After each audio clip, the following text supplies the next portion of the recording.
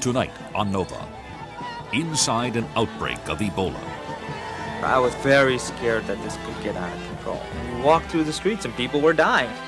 Is this virus a threat to the entire world? I think there's a very real possibility that Ebola could come out of Africa to the west. Nova enters the hot zone with the team assigned to isolate and contain this deadly emerging virus. Plague fighters.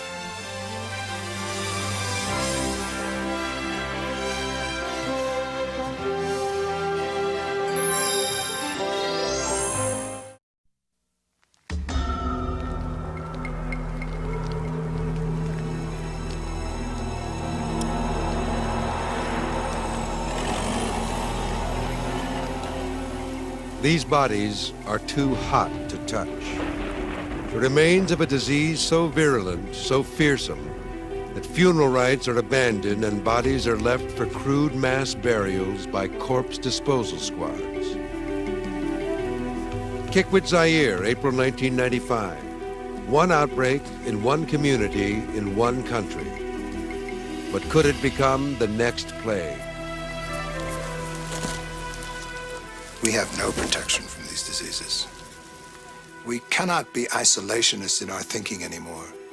The world is a small community of nations, and when one coughs, nobody sleeps.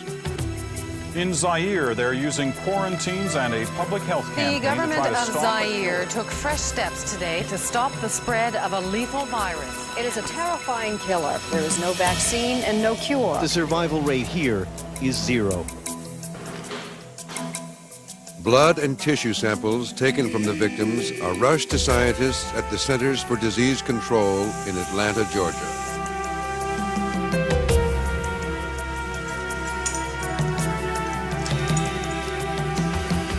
Within hours, their worst fears are realized. The killer is Ebola, one of the deadliest viruses on Earth. It can cause a human host to bleed to death in a matter of days. I think there's a very real possibility that Ebola could come out of Africa to the west. So we've got to get to the bottom of what controls the circulation of this virus and what controls its ability to hop over into humans and what controls its possibilities for spread. Ebola is a scientific enigma. Since little is known about how it's transmitted, once an outbreak begins, no place on Earth is safe. The CDC sounds the alarm, and a medical SWAT team from all over the world converges on Kikwit, ground zero of the outbreak. Ebola is a formidable enemy. These scientists are risking their lives on the front line of the battle. Their mission is to stop the virus and find out where it came from. They greet each other with the Kikwit handshake, elbow to elbow to minimize contact.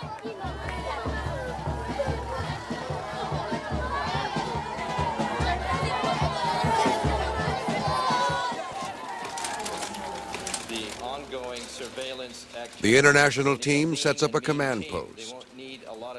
They join forces with a group of Zairean doctors who have flown in from the capital.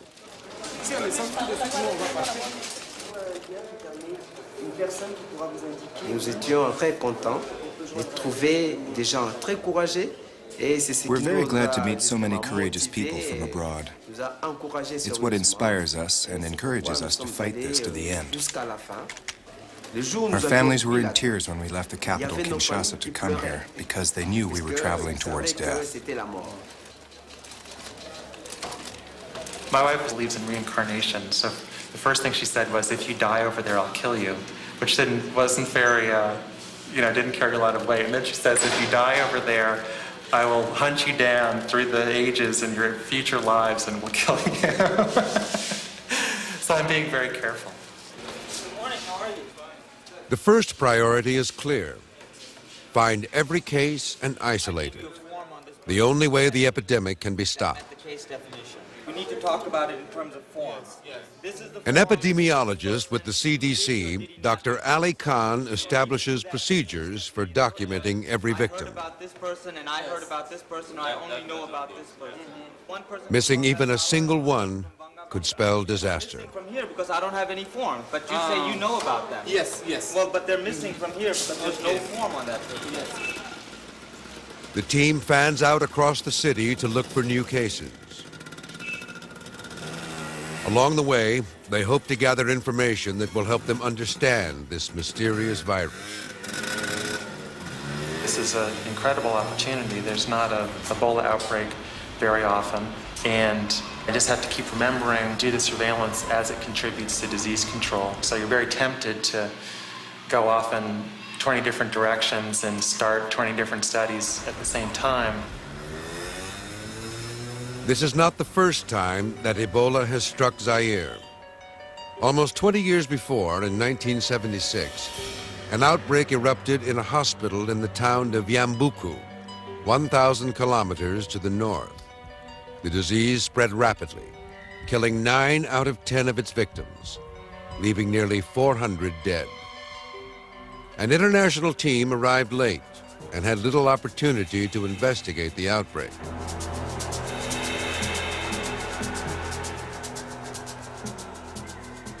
The epidemic was stopped when village elders ordered the temporary abandonment of traditional burial ceremonies, which involved touching the corpse. Instead, they quarantined villages and burned down the huts of the dead. The 1995 epidemic also began at a hospital. When we got there, the hospital was essentially deserted, the major hospital in Kikwit. There was a scattered patient here or there, many of whom had not been fed for days on time. And we walked through that hospital the first night, and it's sort of memories that you retain for a lifetime. The local situation was so bad on the medical point of view that we, at least 2 of us, were involved in the cleaning of the ward. But there were still dead people in the building, and the condition of work was very bad. The safety protection for the worker were absent, or not available for them.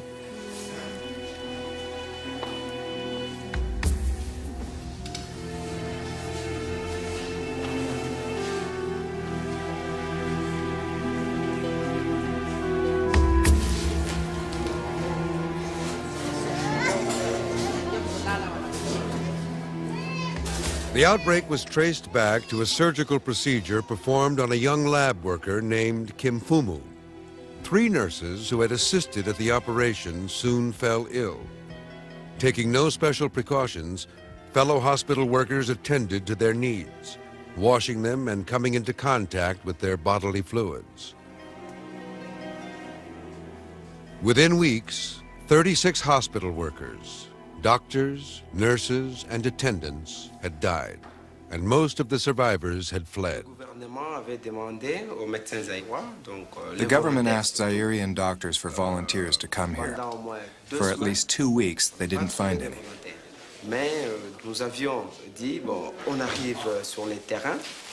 But after a while, we said that we'll go to investigate and do research. It's at times like this that you can be part of medical history in the making.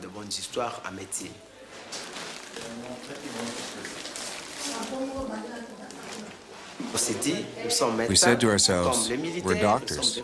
It's like the army. We're soldiers. We'll go and face the danger.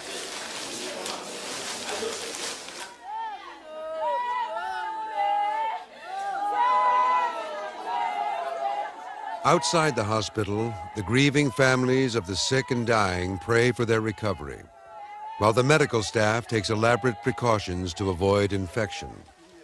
Despite the sweltering heat, the safety procedures established by the international team require 4 layers of protective gear.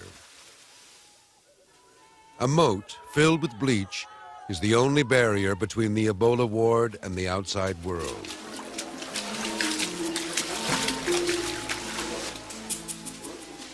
Unlike HIV, Ebola is a hardy virus that can survive outside the human body.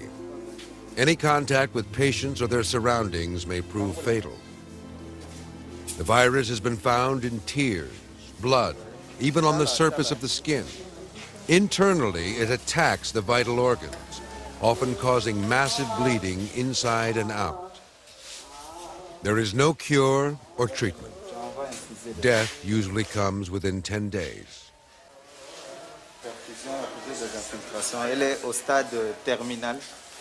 She's in the terminal stages. There's nothing to be done. There's her husband.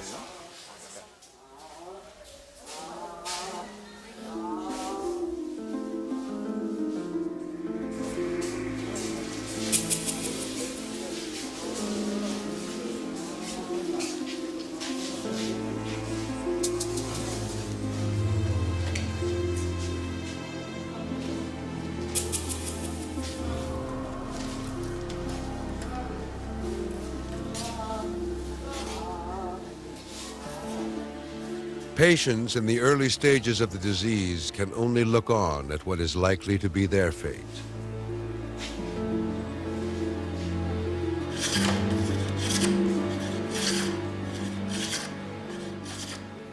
This week alone, there have been 52 new deaths in Kikwit.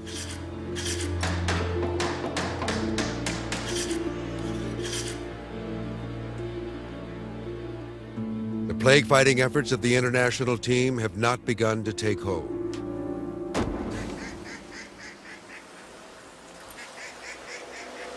The terrifying effects of this disease were seen for the first time in Europe. During the summer of 1967, in the quiet German town of Marburg, workers at a pharmaceutical plant began dying of a mysterious ailment. The victims developed a strange rash. Their skin tore easily. The eyeballs filled up with blood. Their faces became fixed, zombie-like.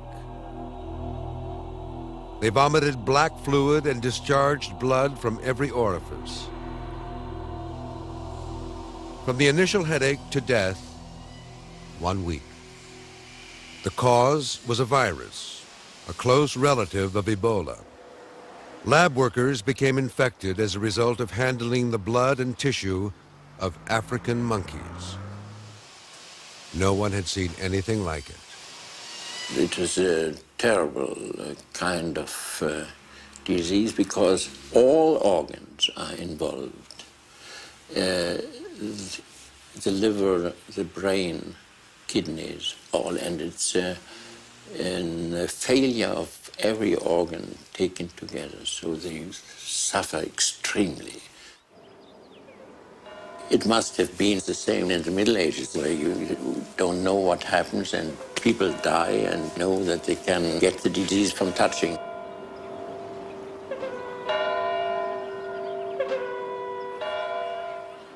In 1989, Ebola made its way to the U.S. Residents of this Washington, D.C. suburb had no idea that one of the world's deadliest viruses had emerged in their midst.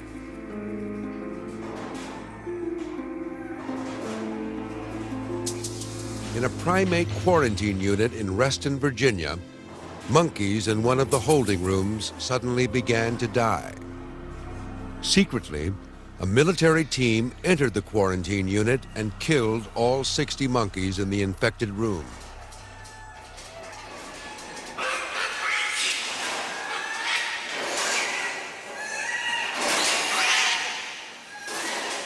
The crisis heightened as monkeys began to die in a different room.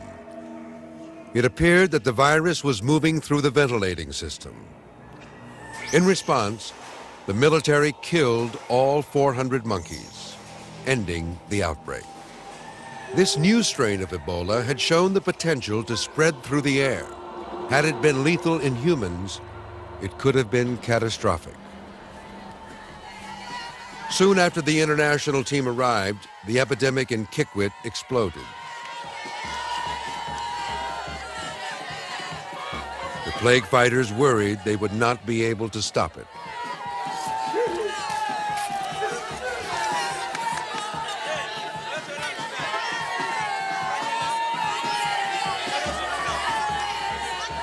I was actually very scared that this could get out of control. And there was no doubt that when you looked at the distribution of cases, it was just getting bigger and bigger and bigger every week. And that week, actually, there were 70-odd deaths in the community. I mean, you walk through the streets and people were dying. I mean, they were literally everywhere you walk, people, they were talking about people dying of Ebola. We were working as hard as we could.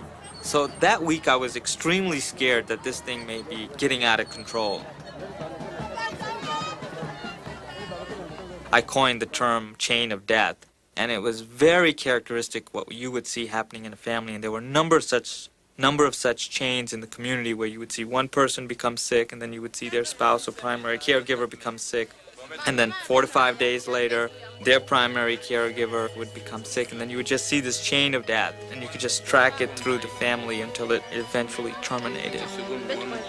The one who died on the 20th was the mother. Is your mother, yes. And then the granddaughter. Yes. Granddaughter died next. So today's the 1st. So she's. To break the chain of death, Ali Khan must track down all the cases and separate them from their families. This often meant interfering with the way people care for the sick and honor their dead. So how would she hear about these people being sick? Just somebody would come in from the village? Yes. Another thing that was a factor in the outbreak is attending funerals. And we do know that during the preparation of a body, there's a lot of physical handling of the corpse. And then during the funeral itself, a large number of people may touch that body. And cultural things are difficult to change, obviously, because they're ingrained in the way people act. But what we had to do was simply say that if somebody dies of this disease, they immediately get put into a body bag, sprayed down with Lysol, popped in a coffin, and buried deep.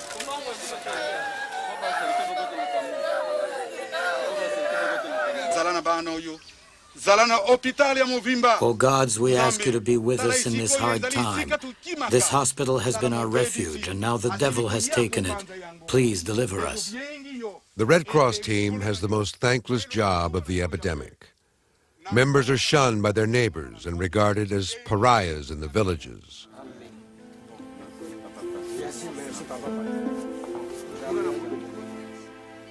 Their visit signals only tragedy.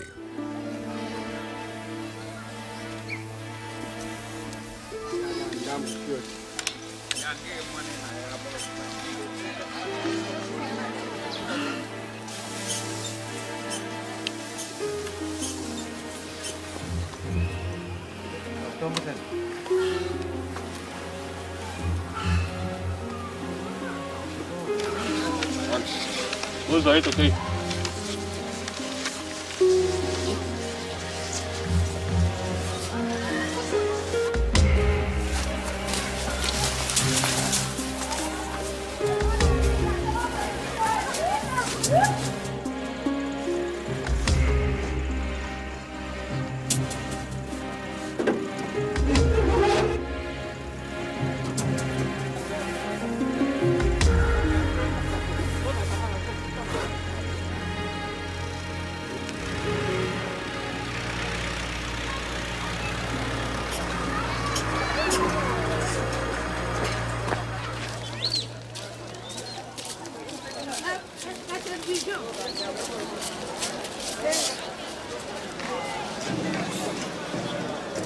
If the Ebola virus were looking for somewhere to spread, it could find no better place than Kikwit. Kikwit is called a city, but it is more like a large rural village of some 400,000, with no electricity and no running water. Public health and sanitation are limited, and the illiteracy rate is almost 50%.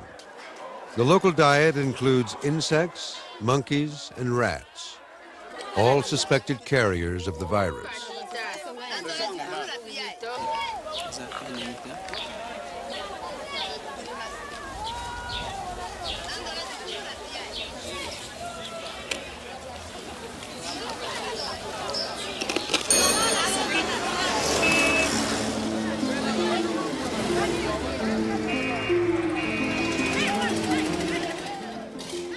Under these conditions, the international team must somehow get the word out, avoid contact with the sick, or risk death. They organize a street-level education campaign. Banners are put up. The disease that makes your blood flow. This disease has no vaccine and no cure. You must protect yourself. It was very difficult to educate the public because there was no mass media. There's no TV, there was no radio, there was no newspapers. So everything had to depend on using alternative means to educate the community.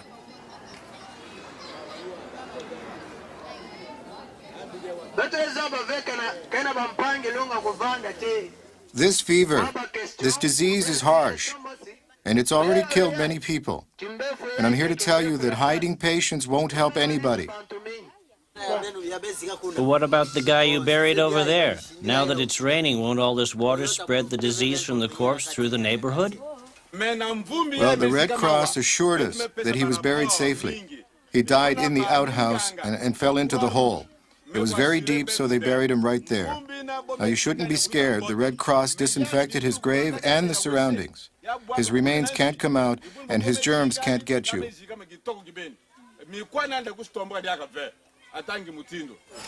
Medical students are sent out into the community to identify new cases before entire neighborhoods become infected.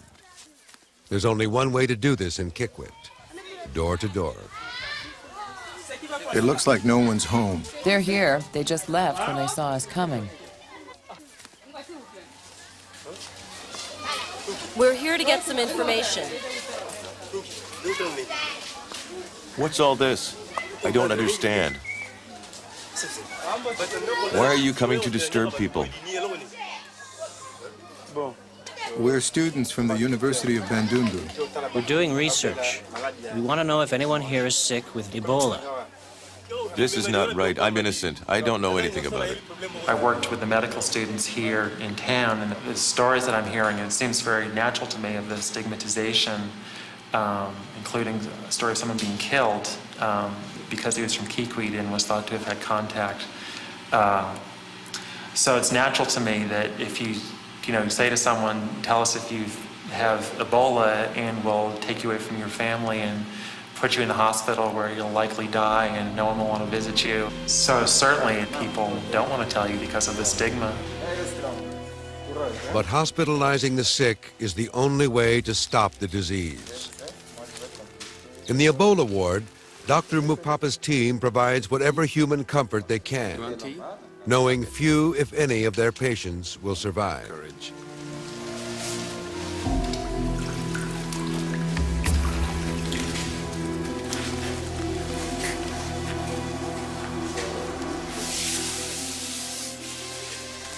Each day as they leave, the medical staff is sprayed with stinging bleach, which kills the virus. Their protective clothing is burned to ensure that it won't be reused. But they can't so easily rid themselves of the images of the ward. I'm a newlywed. We have a child. My wife was really worried about me coming here, and she was pretty scared. Especially when we found out that the disease can be transmitted from a man to a woman through sperm. I write her as often as I can to tell her that everything's okay so far, and that we are taking safety measures, and that there's nothing to worry about.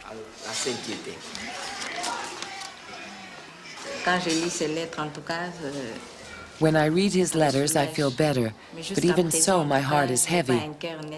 I will only be happy the moment he returns home. I pray every morning and every night. I'm really convinced that I'll return to Kinshasa alive. That's truly my most ardent wish.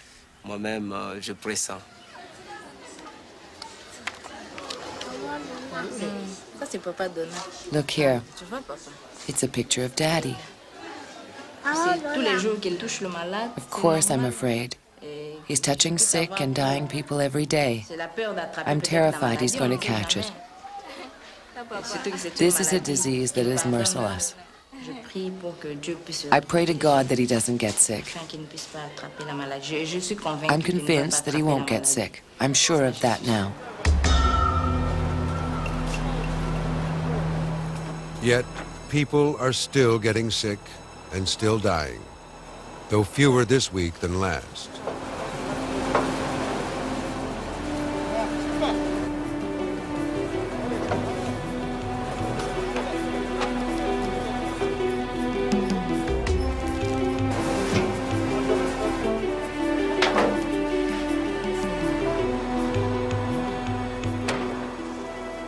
The epidemic rages, but a corner has been turned.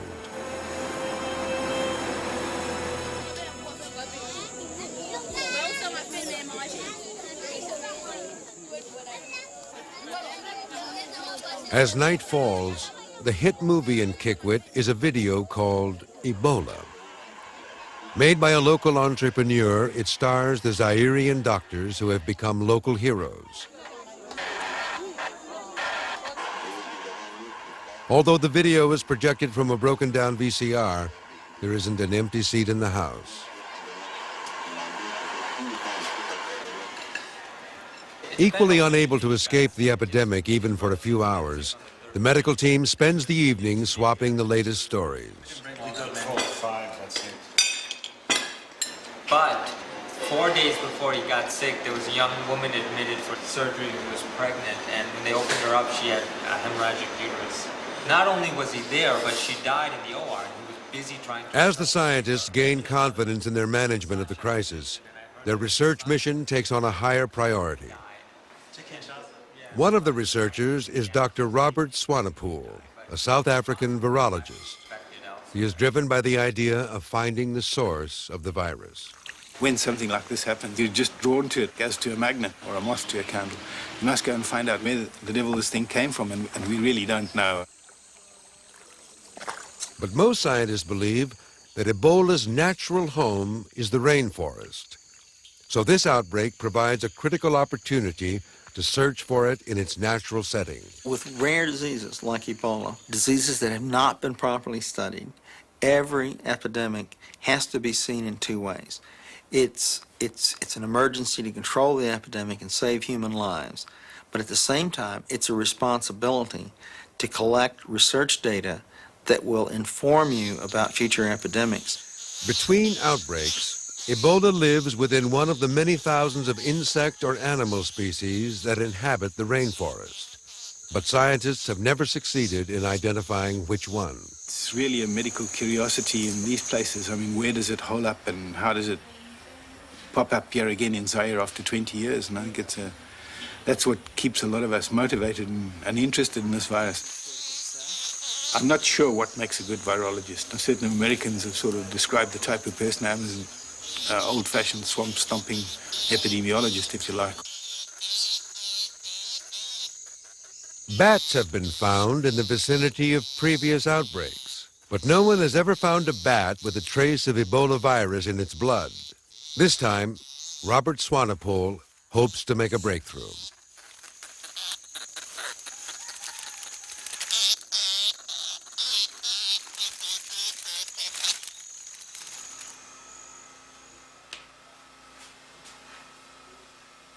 Only when the natural host is identified will it be possible to predict where the virus might strike next. In each new blood sample is the possibility of an answer. But what happens when the virus makes its move from its animal host to a human being? What is its lethal strategy? Blood samples at different stages of the disease are collected by Dr. Pierre Rollin. We know nothing on Ebola because during the 76 outbreak, only few blood samples were taken. So our hope in this outbreak is to get enough sample from patients at different periods of the disease. An outbreak every 20 years is not like working with a serial killer that have the same pattern all the time. The priority is to try to stop the outbreak first and then collect as much specimen that you can so you can learn something.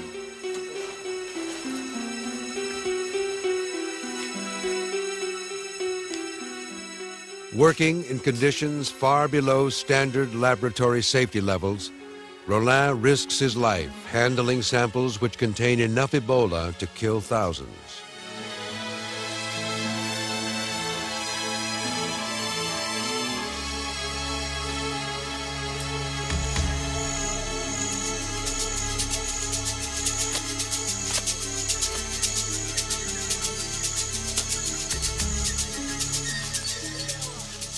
Kikwit is still under siege.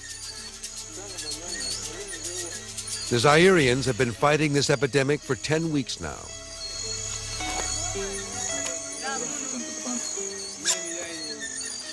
More than 200 people have died. The burials go on, but fewer than before. The number of new cases continues to drop. Every victim has been traced. The chain of transmission well documented. The end is in sight.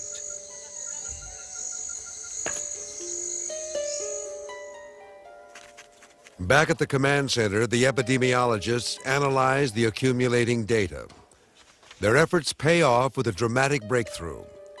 They identify patient zero, the individual they believe contracted the disease, not from another human being, but from a creature in the rainforest.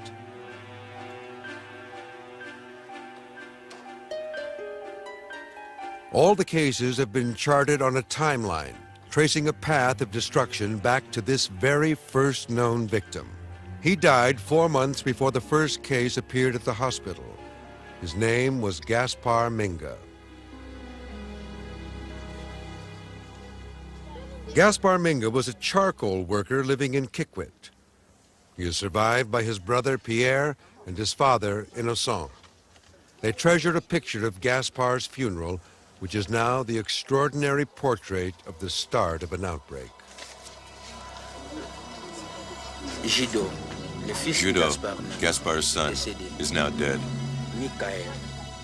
Michael, Gaspar's nephew, dead. Deceased. Deceased. I don't know the origins of this disease. Only God knows. I'm not a scientist, I'm a person. I too hope to learn its origin.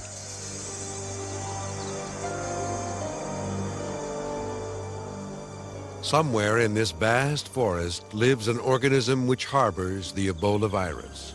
Now the international team can narrow down their search to the area surrounding Gaspar Minga's home and work. What we have, probably, is a disease that occurs in nature and very accidentally transfers to a human being. Now, what we've done is to try and follow the so-called index case, the first person who was infected, and who essentially was the beginning of this terrible epidemic. They trace Minga's steps back to his last working place. This is a charcoal pit. It takes 3 months to do the entire process at one charcoal site, for which the man earns 15,000 zaires, which is about $3. 3 months hard work. The gentleman who was the index case here had nearly completed this pit. Rather sadly, he left over here his hoe in the tree and a little bundle of cloth. And of course, nobody will touch that now. Searching the area around Minga's charcoal pit, Paul Reiter and his colleague Russ Coleman use a goat as bait, hoping to determine whether an insect might be Ebola's carrier. This disease is a great enigma. It has appeared only a few times in history. In every case, the tremendous contagious nature of the disease has captured people's imagination.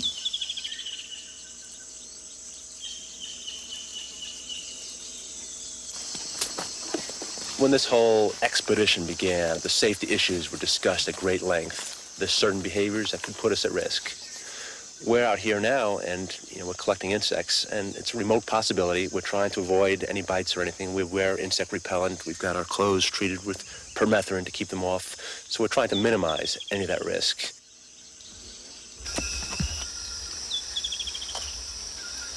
This is a challenge of a kind that is very hard to describe. Of course, there's human tragedy involved, and we would like to think that the work that we do will help alleviate that kind of tragedy in the future. It's natural history in its most vibrant form. We're looking at all the creatures of the forest and trying to understand how they interact in this one particular way.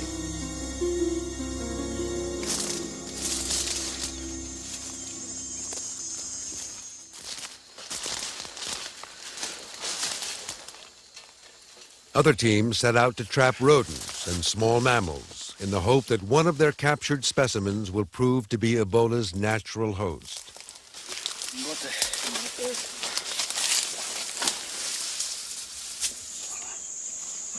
Breakfast is served.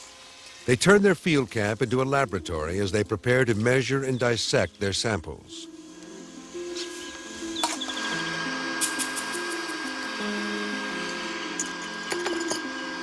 Nails, rotom.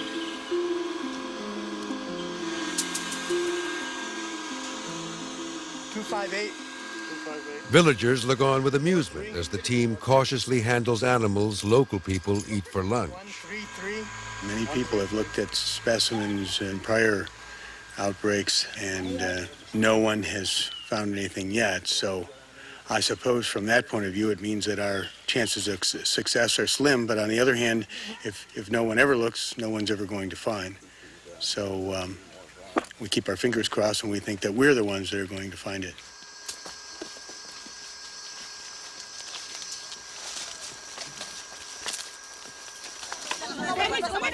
There's a dead body in that house. I asked you yesterday if anyone was sick. You said no. Back in town, a crowd gathers. The medical students have found a new victim.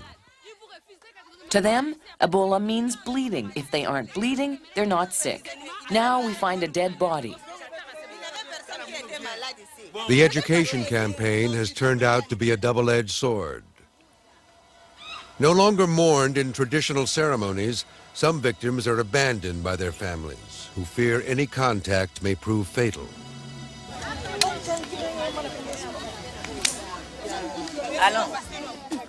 The medical students must make sure that no one touches the body, which is teeming with Ebola. Close the door. Tie it shut.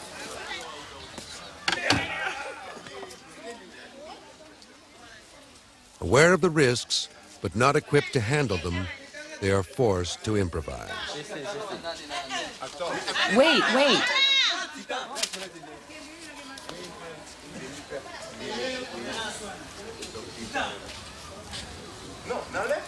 Don't take them off like that, no. I know.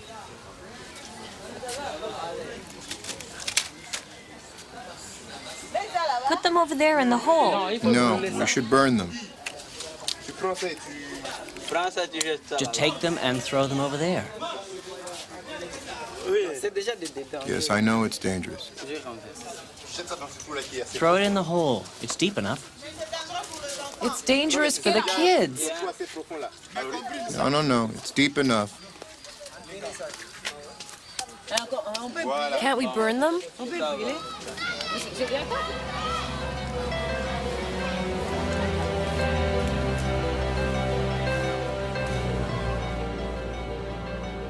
Their function now understood, the Red Cross teams are greeted with relief.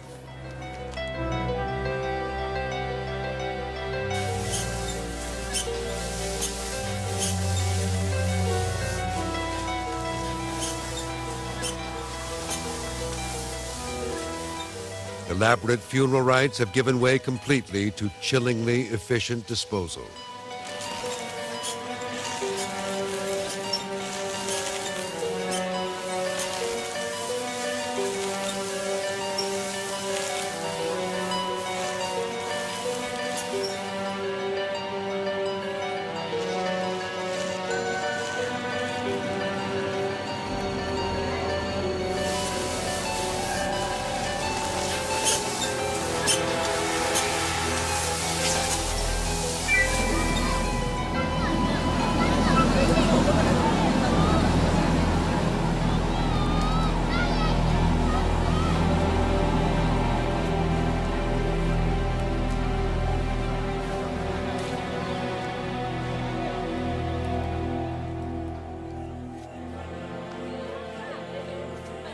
Although Ebola is a ruthless killer, it is not totally without mercy. The medical team now finds that 1 in 5 patients are still alive. They survived Ebola. These convalescents no longer show symptoms of the illness. but they are still confined to the hospital because the virus remains in their blood and can be transmitted through bodily fluids. No one knows how these patients develop the strong immune response, the antibodies that save them.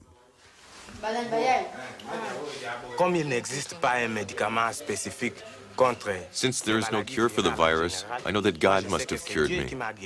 God cured me. Suddenly, a frightening new case arises. Yesterday we admitted a new case, one of our nurses. She's here in the emergency ward now, and the clinical diagnosis is Ebola.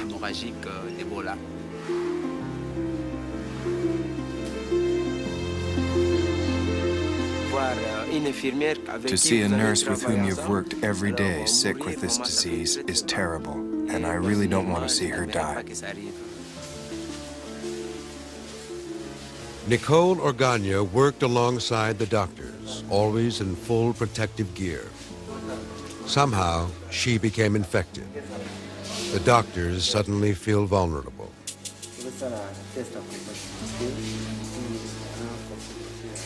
The Zairian physicians devise a plan, one that is experimental. They know that the blood of survivors has antibodies against the virus. They reason that if they transfuse Nicole with that blood, perhaps those antibodies will save her. They take Nicole's blood to type it. Before deciding whether to proceed with their plan, they must find a convalescent with the same blood type.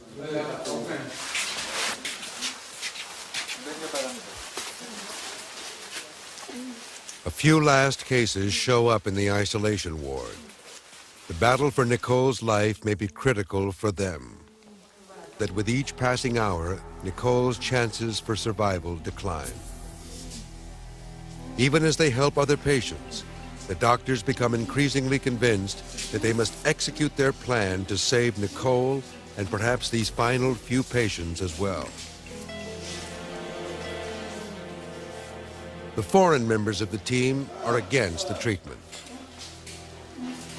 There's basic risks in giving an individual blood products from someone else. There's a lot of infectious risks. There's HIV is very prevalent. There's hepatitis B, hepatitis C. Certainly in that setting, one of the greatest concerns would be if the person that you're treating doesn't have Ebola, they have malaria or typhoid or something else, and the person that you're getting the transfusion from still has Ebola virus circulating in their blood and is infectious, that would be the worst thing you could do, is to give someone who didn't have Ebola. The Zairians test Nicole's blood and find a convalescent with matching type. Now they must make a decision. Knowing that the foreign doctors are opposed, they meet privately. What if we transfuse convalescent plasma to someone who doesn't have Ebola? What if our diagnosis is wrong? It's clearly a clinical case. It's obvious she has Ebola. We shouldn't doubt our diagnosis. We've seen so many cases now. We should at least wait until tomorrow. In the meantime, let's present and defend our position in front of the scientific community. What do you think? In America, they don't believe in transfusing patients with convalescent blood. Never mind, we should answer to ourselves. I think we have to try this experiment.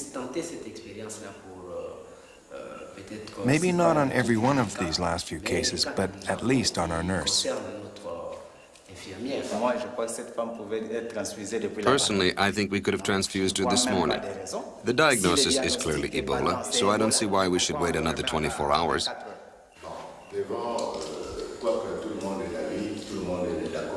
Okay, I think we all agree that we do the transfusion.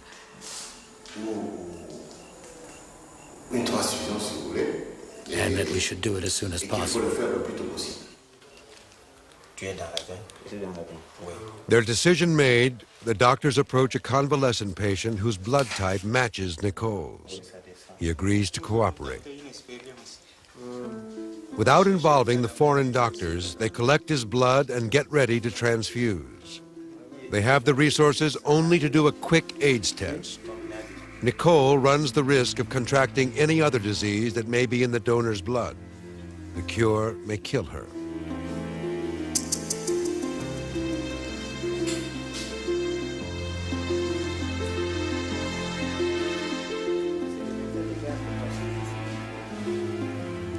Nicole is a subject in a life or death experiment. Similar procedures with animals have failed in the past. The doctors ask her to sign her consent before they proceed.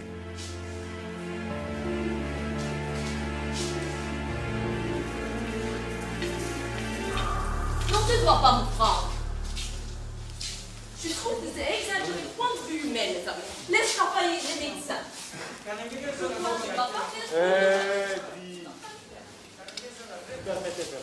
The transfusion is interrupted by a doctor from the Belgian Institute of Tropical Medicine. The Zairian doctors press on. That night, Dr. Masamba, head of the Zairian team, defends the transfusion at a hastily convened international meeting. We felt compelled to try something new. There is no treatment. Tell us if there's something else we can do and we'll do it. But we all know there's nothing. That's why we did the transfusion. We asked our nurse if she wanted us to do the procedure, and she consented in writing. As for transfusing whole blood, we simply don't have the means here to sterilize human plasma. We felt compelled to try something. Now we'll just wait and see what happens. Everyone waits to see whether Nicole will pull through. The tension is palpable.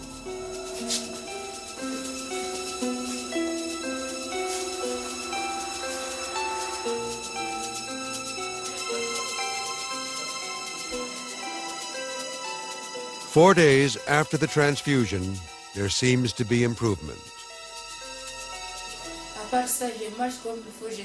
I'm eating now. I go out, I wash myself, and I can get up without any help. Our nurse is doing better.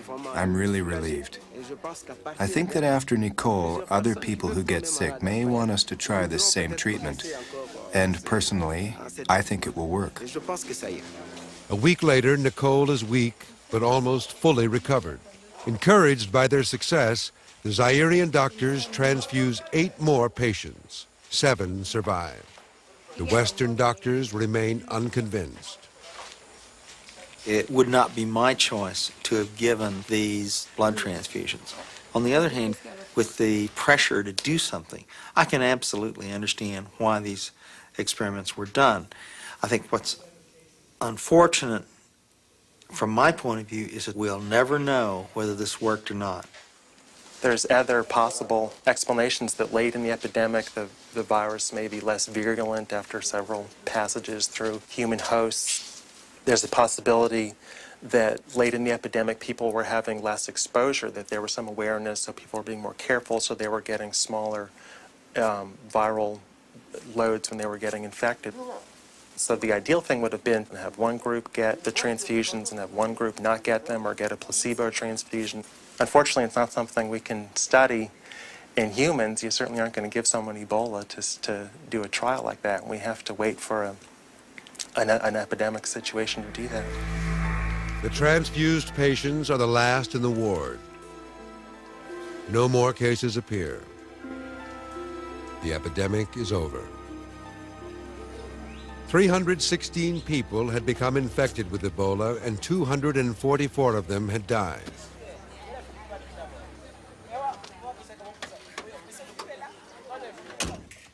The international team is getting ready to leave. The samples they collected will go to various labs for analysis. They may hold the clues that will help solve the Ebola mystery.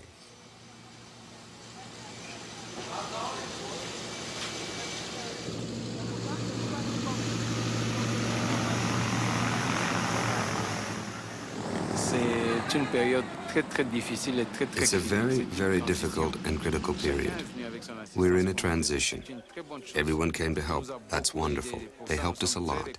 And for that, we are very grateful to the international community. But now that the epidemic is over, we have to try to manage the crisis that caused this. And everyone is leaving.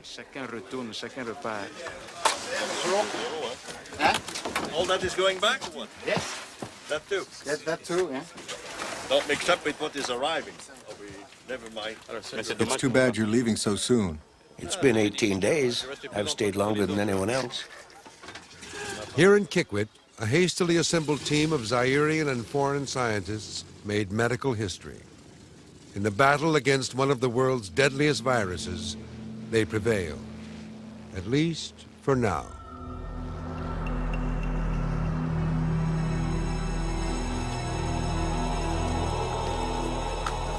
After the scientists have come and gone, after the media has come and gone, Kikwit is back to what it was before. When you have communities living in abject poverty, exposed to all the diseases are going to recur, and they'll keep on recurring, and we have to turn our attention to that. At this point, I'd put my money on the bugs.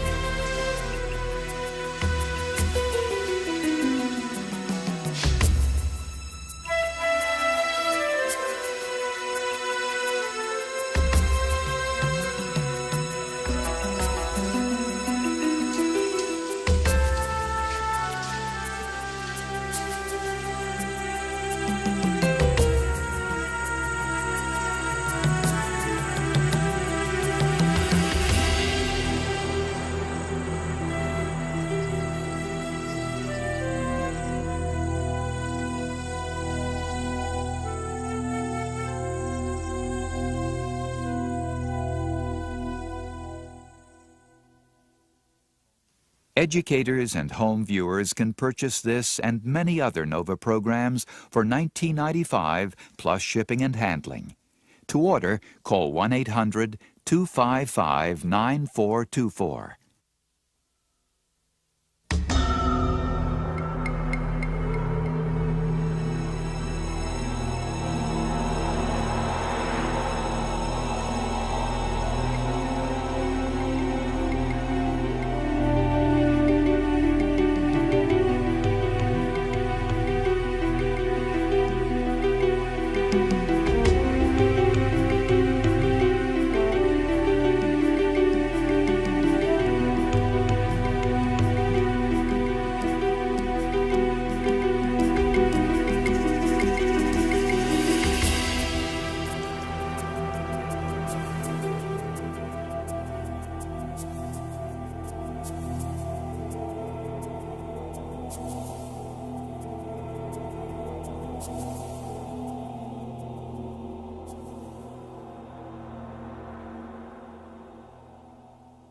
NOVA is a production of WGBH Boston.